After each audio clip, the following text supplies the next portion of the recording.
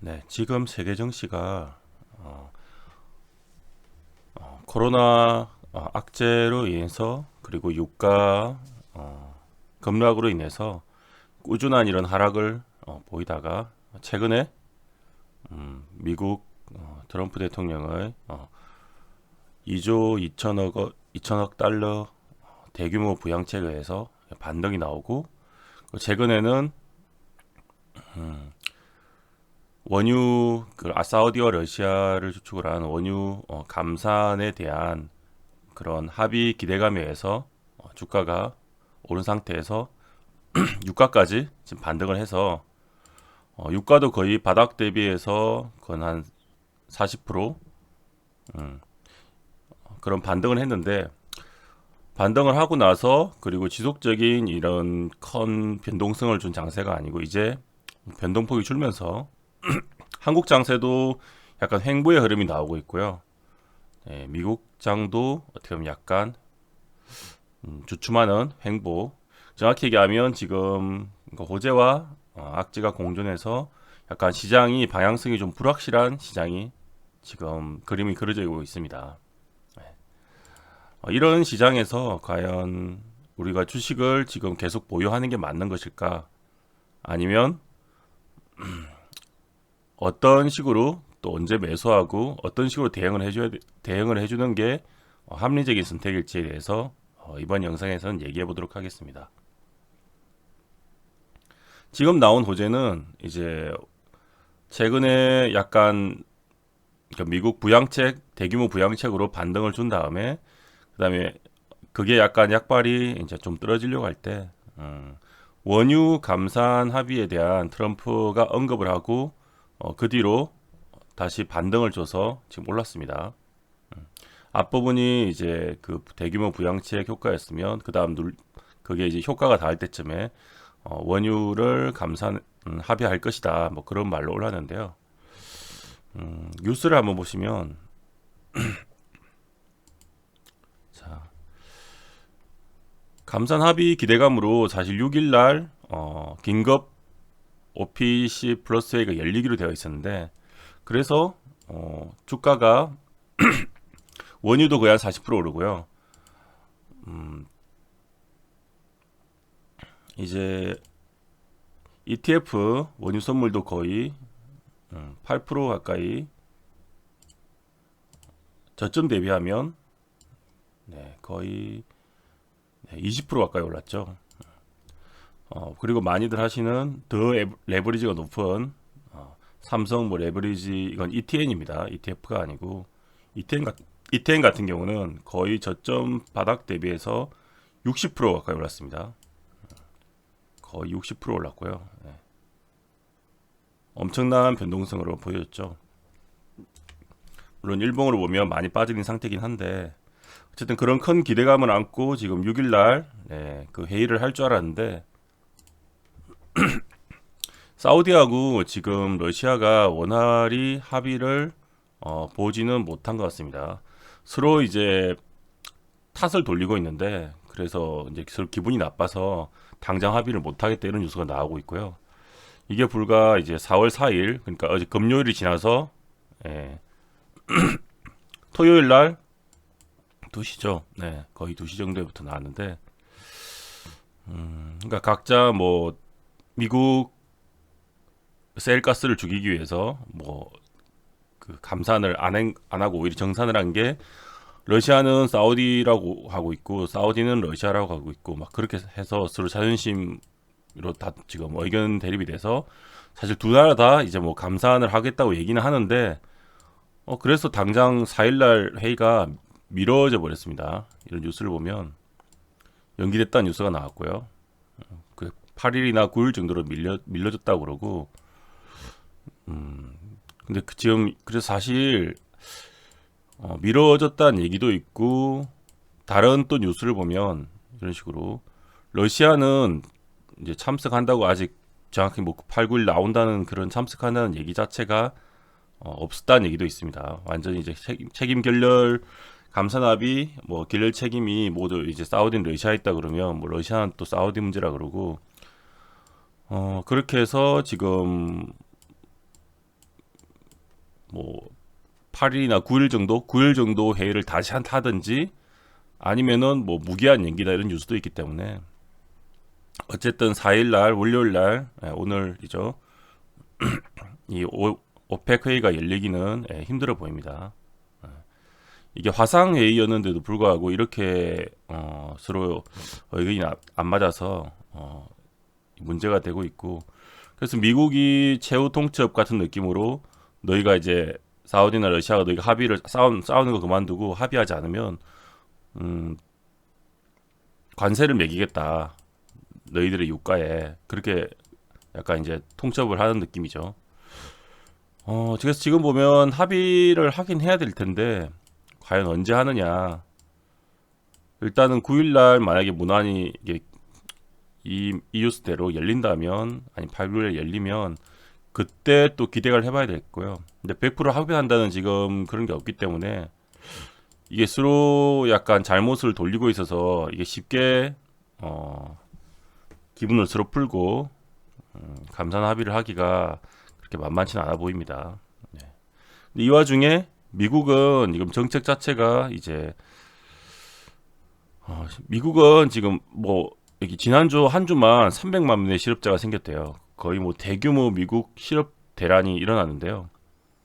그래서 이게 상당히 이것도 악재고 미국은 왜냐하면 지금 셧다운이잖아요. 셧다운제라서 셧다운해서 모든 이제 백화점이고 뭐 레스토랑이고 문을 닫으니까 일단 우리나라 같은 경우는 한국 기업 뭐 기업이나 이런 게 돌아갈 수 있게 지원을 해주는데 임금 보상 지원을 해서 어떻게든 돌릴 수 있게 해주잖아요. 근데 미국 자체는 지금 전부 셧다운 시켜서 아예 그냥 문을 닫으라고 하고 그러니까 당연히 이제 이런 운영하는 데서는 백화점 운영하는 식당 이런 데서는 직원들을 다 해고시키겠죠. 그러니까 직원들은 해고되고 그러면 이제 거기에 대해서 대규모 부양책이 그 해고된 직원들에 대한 그 뭐 임금을 이제 보증해주는 그런 식의 실업수당을 주기 때문에 당연히 해고되는 거고 그러니까 한 주 만에 실업수당을 받는 사람이 300만 명씩 막 늘어난대요. 거의 뭐 그래서 여기가 지금 거의 실업 대란이 일어나서 약간 미국 시스템이 이게 경기 부양책이 약간 경기를 살리는데 이제 도움은 되겠지만 이런 식으로 이제 뭐 이런 백화점이나 이런 레스토랑 이런 게 뭐 상점 이런 게 돌아가게 만들어야 되는데 어떻게 보면 전부 멈추게 만들고 소비가 안 되게 그리고 그냥 임금만 보증해 주는 식이라 미국 정책이 이렇게 해도 되나 싶긴 해요. 그러니까 돈이 계속 찍어내니까 돈으로 뭐 이렇게 하고는 있는데 실업 대란도 상당히 안 좋은 악재라고 할 수 있고요. 그리고 가장 이제 이슈는 이거죠. 8, 9일로 기대를 했다가 지금 만약에 안 돼버리면은 그동안에 반등이 나왔던 유가 이런 게 다시 폭락할 수가 있습니다.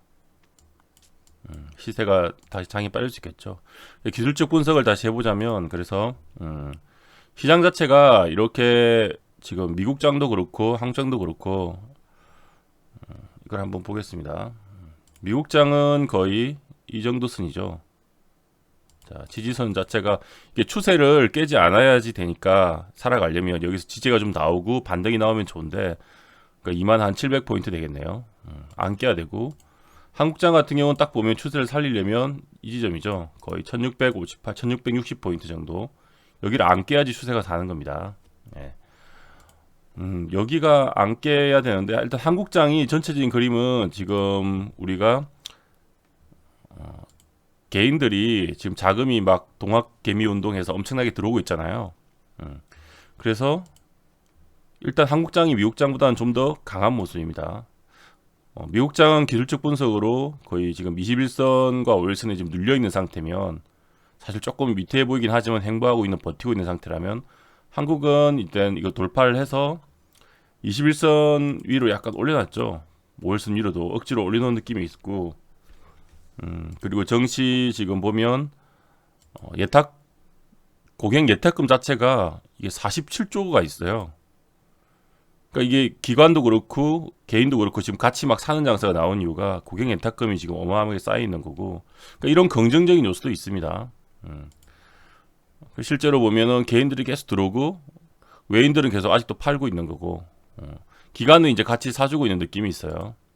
여기는 아니지만 일단은 어제도 그렇고 이렇게 들어오죠. 약간 들어오고 어쨌든 개인 자금이 지금 너무 많아서 이렇게 들어오니까 사실 개인들 기대감은 지금 이제 여기서 상방으로 가는 걸 이제 원하고 그렇게 될 것이라고 믿고 지금 막 예탁함이 늘어나면서 들어오고 있겠죠. 근데 아직도 외국인은 하방을 보는 것 같고요. 기관은 슬슬 상방을 보는 분위기로 보고 있는 것 같습니다. 그래서 뭐 기관 같은 경우는 옵션도 콜옵션 쪽으로 베팅을 한 것 같고 외국인은 지금 콜옵션을 마이너스 베팅했죠. 풋을 오히려 파는 것도 보이고 그러니까 이런 걸 보면 옵션도 그렇고 전체적인 추이를 보면 기관은 약간 상방 쪽에 지금 베팅을 한 것 같고 개인도 그렇고요. 외인은 여전히 하방 베팅을 하는 것으로 보입니다. 자 그러면 우리가 지금 원유 감산합의 기대감이 있고 또 그 기대감에 대해서 감산합의가 실패했을 때의 그런 실망 매물로 다시 하락할 수가 있을 거 아니에요. 미국 물론 실업 대란도 지금 엄청난 문제고 그러면 여기서 지금 주식 계속 보유하는 게 맞는지 한번 생각해 볼 필요가 있습니다.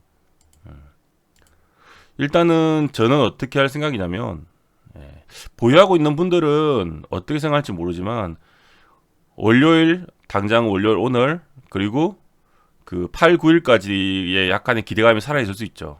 그러니까 시장은 어떻게 흐를지 알 수가 없는데 어찌되었든 간에 이런 정도의 라인을 깬다면은 저 같으면 대응을 하고 그리고 다시 노릴 것 같고요.